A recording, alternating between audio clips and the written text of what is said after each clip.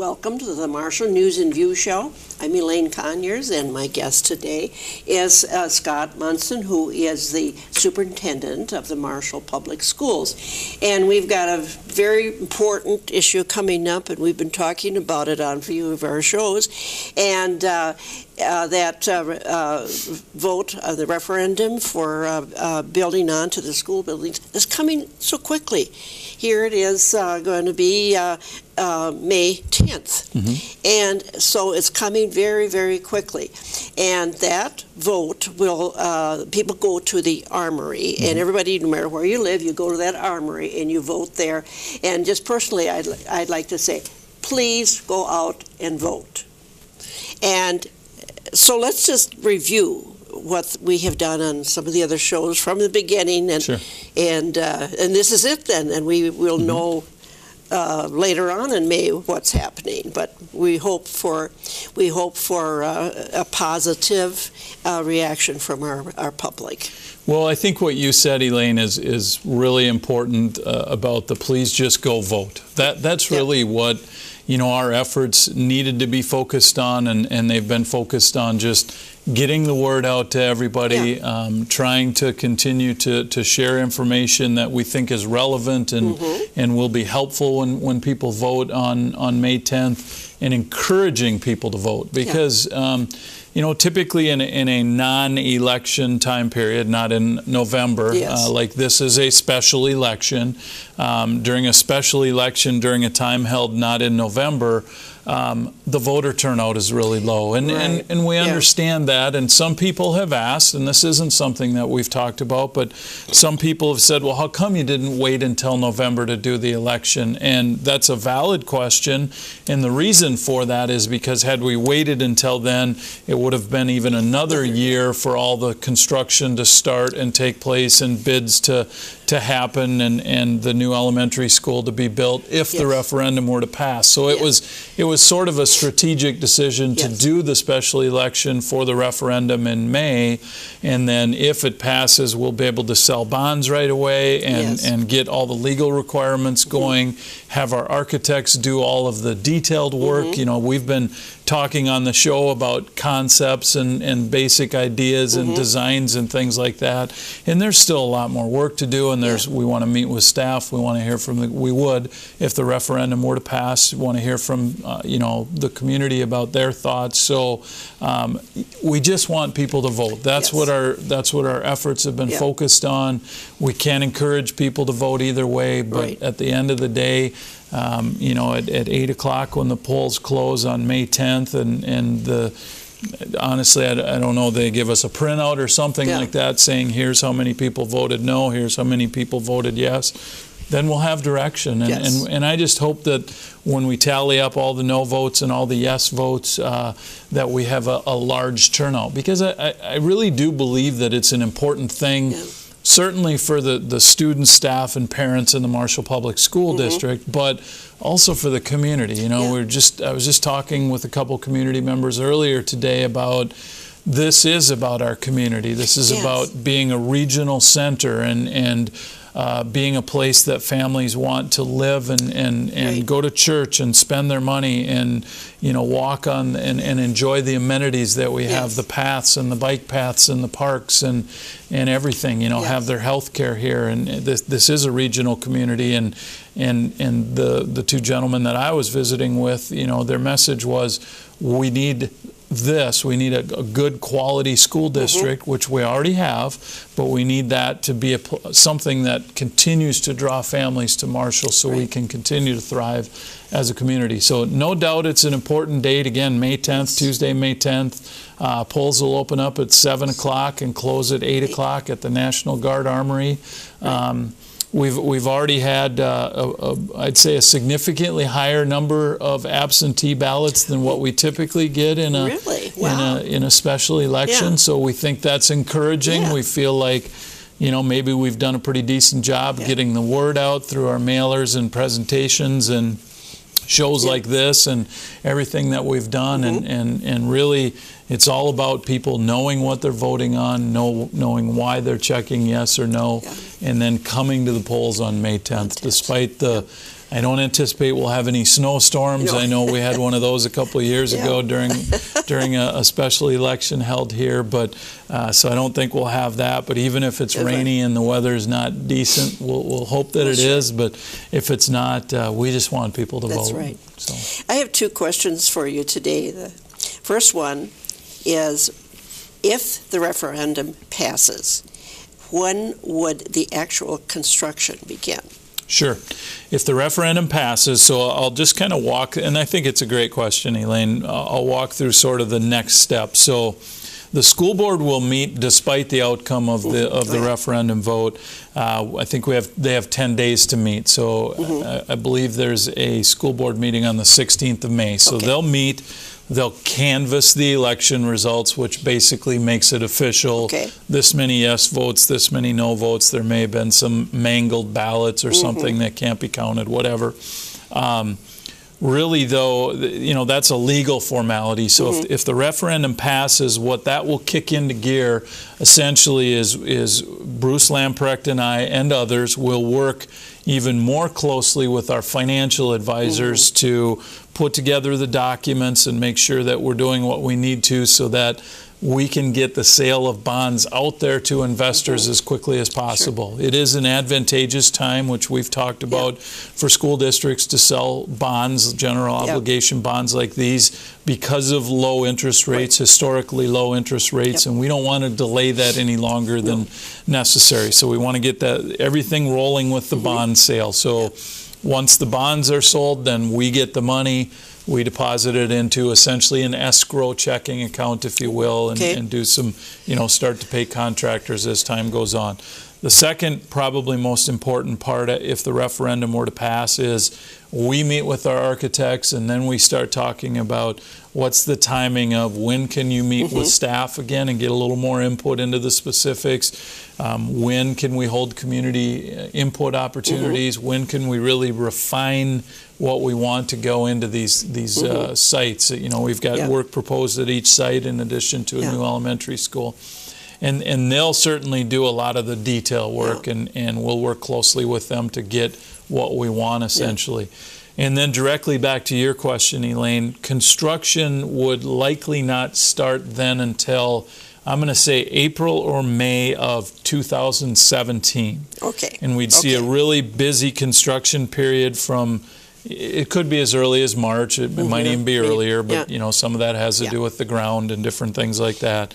But really, I think we'd be extremely busy with construction from March or April throughout the summer and into probably August and early September of 2017.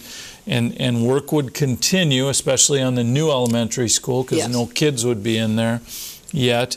Work would continue on that until the start of the 2018-19 school year. So busy summer, busy spring, summer, and maybe fall of 2017.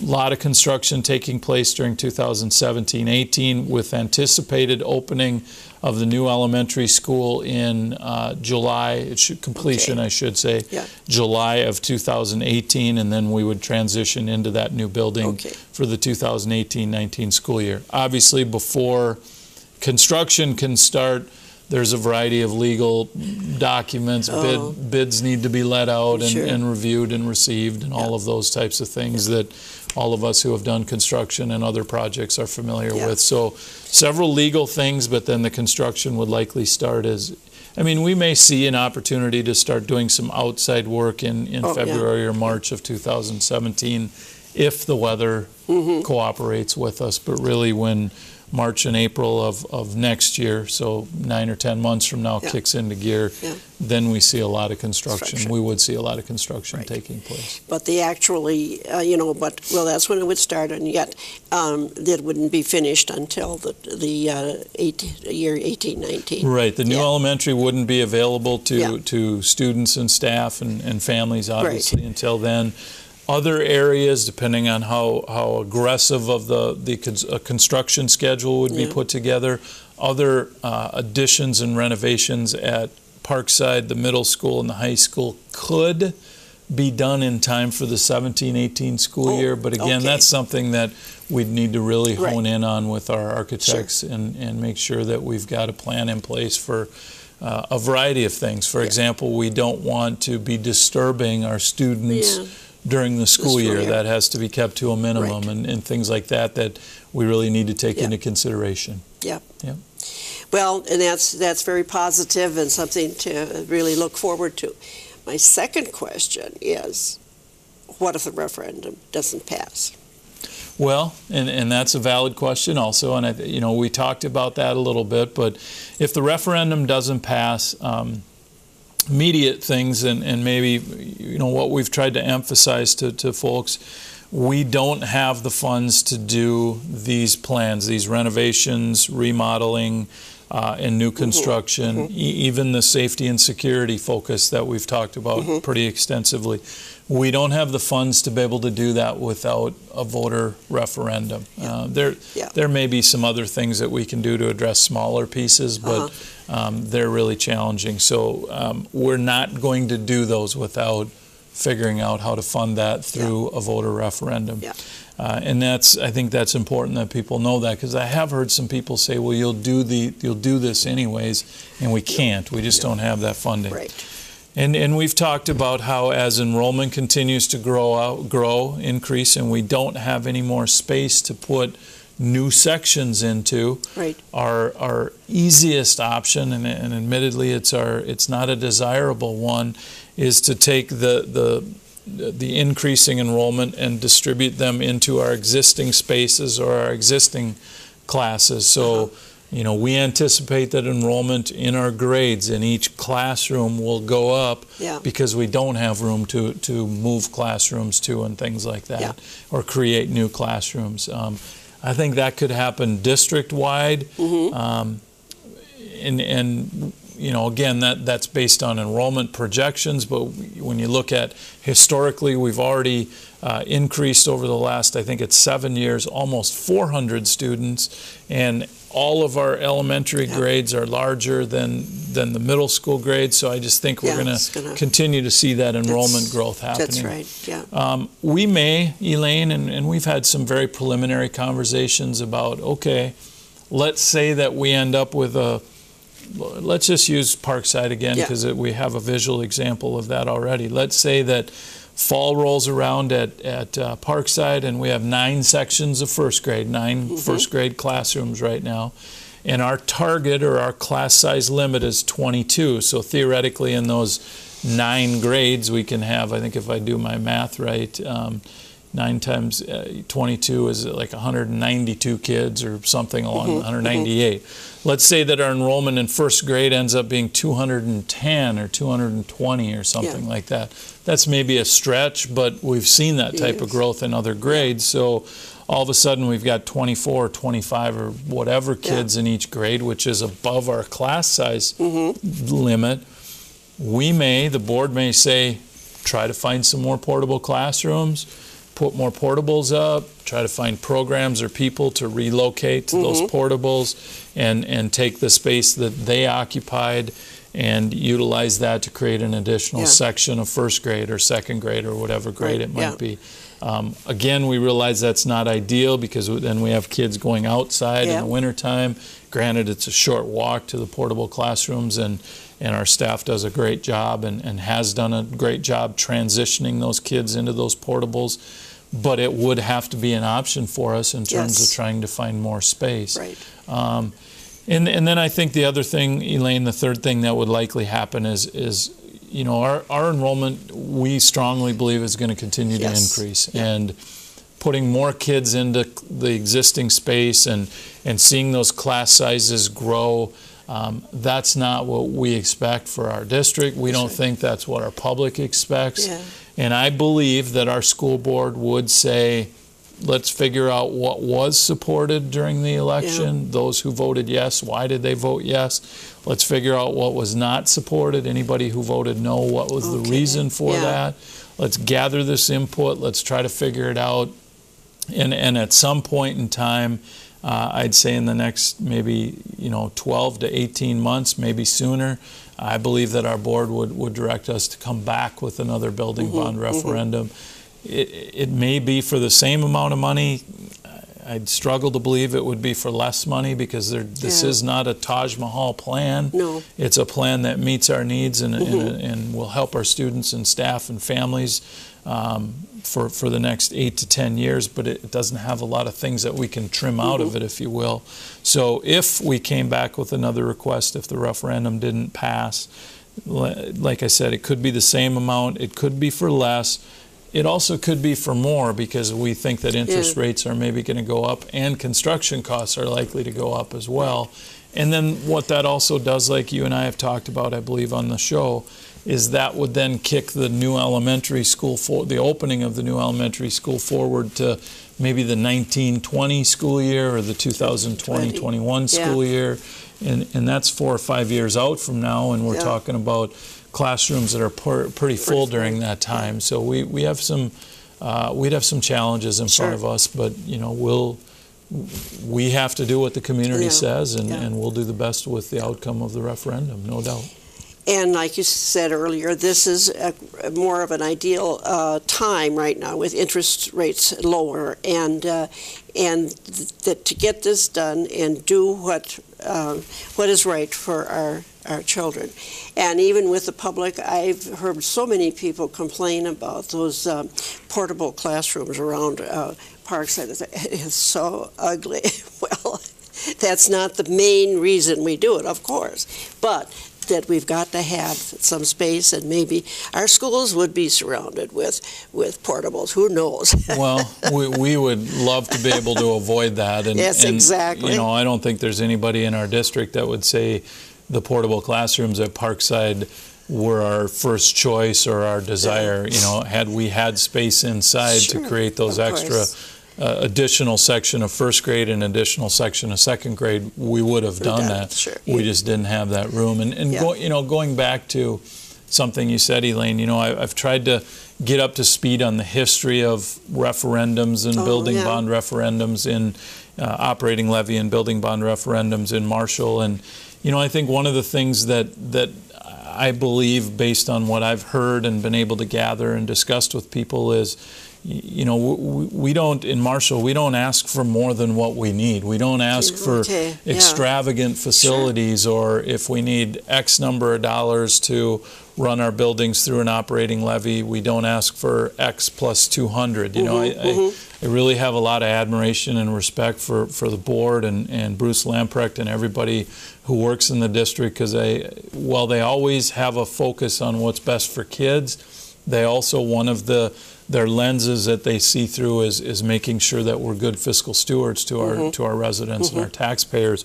And I really do think that's important. That's right. If just to let people know that this is a plan that is basic, but yet is good for our kids and our students and our staff and our families into the future. So. Yeah, exactly. Yeah. So, we certainly wish for the best as this vote comes through, and I'm sure that everybody is going to be glad when this is all decided too. Because there's been a lot of opinions out there. There's been a lot of things going on, and but hopefully it's all for the good. And you've worked so hard, along with the school board, to look at all the options and pick out what is the best, and that is so important. And we've got to remember, and we hear a lot about this, Marshall is such a growing community, and we need to keep adding to things, because we're in the last few years, even the last 7-8 years, how much growth we have gone through. And I was reading something this morning about, well, Marshall's population is 13,800. Well, they haven't done an official census for a few years, and we already know, at least they've told us that, informed us at City Council, that we're way over 14 now. Okay. But they can't come up until they do an official census to see just how many more people there are. But we know with all the new business developments and manufacturing places that we have, that it just continues to grow and grow. And that's such a positive thing. It really is. You know, we could be sitting here on this same program and be talking about declining enrollment, right, and maybe having to close a building or do some grade reconfiguring or something like that. But we have a challenge, but yet an opportunity to be able to talk about growing student enrollment, right, which means there's more families in Marshall or in our school district, and growth in the community, and industry, and you know, it's really interesting to look at the interdependence that takes place between business and industry and agriculture and cities and the city and the school district and the university, and I mean, I'm leaving others out obviously, but there's so much of an interdependence. And one of the things that I've shared with a lot of my colleagues, and when they've said, you know, what's been a really good surprise since you've come to Marshall, as I've said, I feel like everybody's pulling the rope in the same direction. Exactly. And it's all about the betterment of the greater community. That's right. And we're trying to play our part with this, and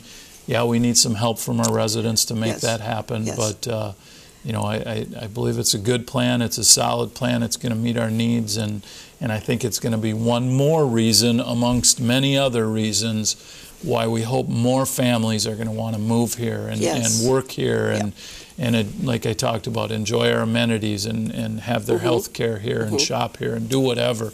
And that's what we believe, that's we're trying to play our part in that as well. I also read this morning about that Marshall is one of the top communities in the entire United States, smaller communities, one of the top ones that people would like to go to. And that's official. Yeah, you know, absolutely. that's an official statement. I think a couple weeks ago it came out that, and I might get my numbers a little bit off, but for millennials, that generation of millennial folks, I want to say Marshall was in the top 25 in the nation in terms of a place to live. Yes. And then in terms of maybe what you're referencing, Elaine, is in terms of a rural community with so many people, I think Marshall was number 2 in Minnesota, and very high nationwide. Yes. So, and that's for a lot of reasons that we've just sort of alluded to in the last couple minutes. That's you know, the amenities, the parks, the library, the trail system, the access to technology, the cost of living, the quality of school district. I mean, for a variety of things. So there's no doubt that there's accolades out there for our community, and again, I think it just strengthens the case that we are a growing community, and that's going to continue to grow because people are pulling the rope in the same direction. That's right. Yeah. And one thing, too, I want to add is it's a safe community. And so many young people that either come to Marshall or return after maybe 10 years of graduation from high school, they return because it is a safe community, and they want to bring up their children in a safe community where they can actually bike around the block or even to a park and not be in danger. It is a very safe community, you know, and we, I've noticed that too when I'm out for walks or driving around or biking or whatever. Just you see there's neighborhoods that are safe. I think all of them are, obviously, and the only safety concern that I would say is probably some of the streets, and hopefully that's in any community, not just Marshall specific. But you see, just the other day I saw a kid playing hockey out in the street and thought, you can't do that in every community because it isn't safe to do that. And then all of a sudden when I came back later to that same location, then all of a sudden there were 4 or 5 kids that were playing hockey, and it is neat. It's a neat thing, and again speaks to the strength of the community in terms of being a family-friendly Yes. location and a great place to Right. raise kids. Absolutely. Yeah. And when you say friendly, too, I'd tell a little story way back when our university opened. 1968, I believe it was. Anyway, they did bring in some students from, I think it was from Chicago, but it was a large urban area, to bring them out to the country, but also to give them, it was cheaper tuition and so on, and that they wanted to get this started. And so we'd see these students on the street, and of course we all say, hi, you know, and these students, what is this? People talk to us when we're downtown. Something new and different, but they really liked it. And pretty soon they were saying hello back. You know, it's Absolutely. that kind of a friendly feeling, you know. Yeah, I agree. I think, you know, a lot of places in rural Minnesota are like that in general, but the nice thing about Marshall is it has a rural feel, but yet it also has the amenities that we would want as individuals and as families, and really I don't think there's anything we can't find here that we want to enjoy, and it's kind of got that neat little mix to it almost. Yeah. Well, this is like we've been saying, this a vote is coming up very quickly. Is there any other thoughts that you have? This will be our last program about it. And is there any thoughts you want to repeat or tell about the whole process? Or? Well, you know, I'll just quickly go over the plans again and just really hit the highlights, if you will. You know, the referendum vote, like we've talked about, is for $38,810,000. We would, if the vote passes, borrow that amount of money and repay it over the next 20 years. It'd be a 20-year loan, essentially. What's being proposed is to add on to Parkside Elementary, make that our early childhood area where all of our early childhood programming would be under one roof in one location. We would expand our programming and not have to turn families away. We would do some renovating and remodeling at Parkside and convert that from a pre-kindergarten through second grade building to a pre-kindergarten through first grade building.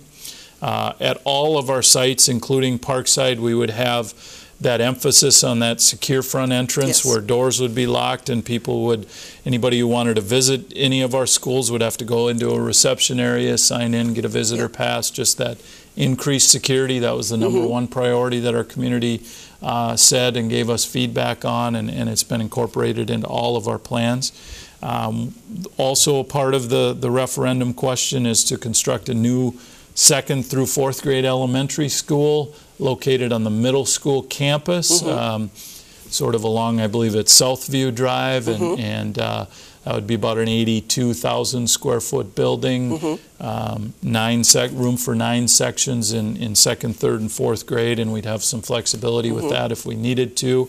Incorporated into that, again, the safe and secure front entrance, and then making most efficient use of the space available. So we've talked about a gymatorium and a cafenesium, combining areas and really being efficient and fiscally responsible. That's another reason that site was chosen to be proposed for the new elementary school, because we own it already, and we wouldn't have to go out and spend more money and then maybe have a $39 or $40 million referendum question. At the middle school, we would add on 6 classrooms and renovate some areas there to give students more, and I won't even say more, to give students exposure to hands-on learning. We do have some exploratories right now, but we feel like we need to expand that. So we would add on 6 classrooms, 2 science labs, and renovate some areas there.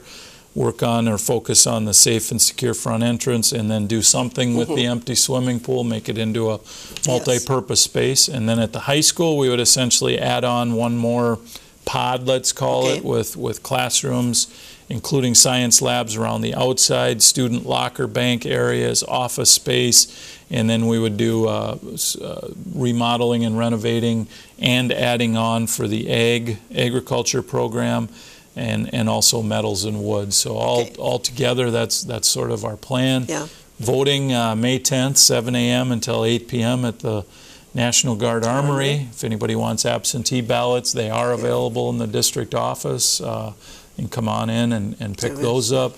appreciate everything Yeah. that you folks have done for us, Elaine and Alex, with helping us get the word out. And if anybody still has questions, they should call 537-6924 and get a hold of myself or Tricia Stelter or Bruce Lamprecht, and we'll get them answered. That's great. Well, thank you for all the work you put into this, and for coming on the show and doing so many programs out in the public so that they know what's going on. And thank you very much. And last thing I want to say, no matter how you wish to vote, at least get out there and vote. Thank you.